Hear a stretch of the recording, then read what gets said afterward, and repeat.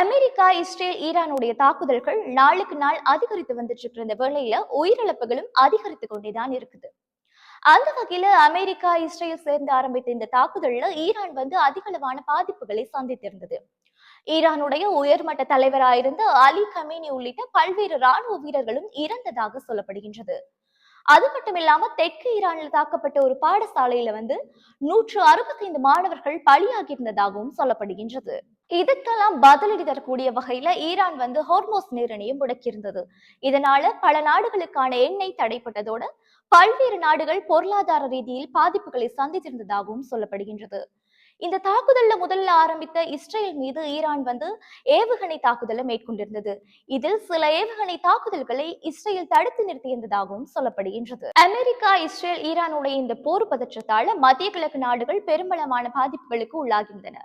கட்டாரில் உள்ள ராணுவ தளமான அல் உதைத் தாக்கப்பட்டிருந்ததாகவும் சொல்லப்பட்டது.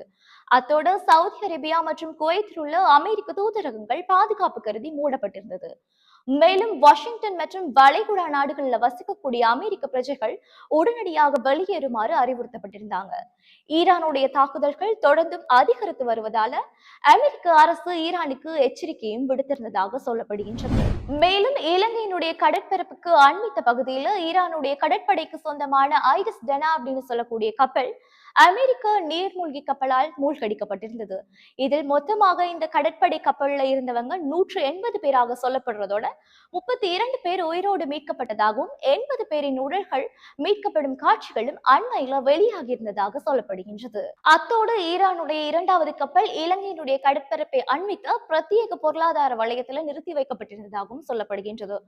இந்த மோதலில் இலங்கை நடுநிலை கொள்கையை பின்பற்றும் அப்படின்னு சொல்லி இலங்கையினுடைய அதிமீதக ஜனாதிபதி அனுர்குமார் திசாநாயக்க தெரிவித்திருந்தார். ஈரானுடைய ஐரிஸ் பஷீர் அப்படின்னு சொல்லக்கூடிய கப்பல்ல 208 மாலுமிகள் இருந்ததாகவும் அவர்கள் பாதுகாப்பாக கொழும்பு துறைமுகத்தில் இறக்கப்பட்டு அந்த கப்பல் திருகோணமலை துறைமுகத்துக்கு கொண்டு செல்லப்பட்டதாகவும் தகவல்கள் வெளியாகி இருந்தது. இந்திய ஊடகங்களோட தகவலின்படி ஐரிஸ் லாவன் அப்படின்னு சொல்லப்படக்கூடிய 183 பணியாளர்களோட வந்த கப்பல் ஏற்பட்டுள்ள இயந்திர கோளாறு காரணமாக இந்தியாவினுடைய கொச்சி துறைமுகத்துல தடுத்து வைக்கப்பட்டிருப்பதாகவும் தகவல்கள் வெளியாகி இருக்குது.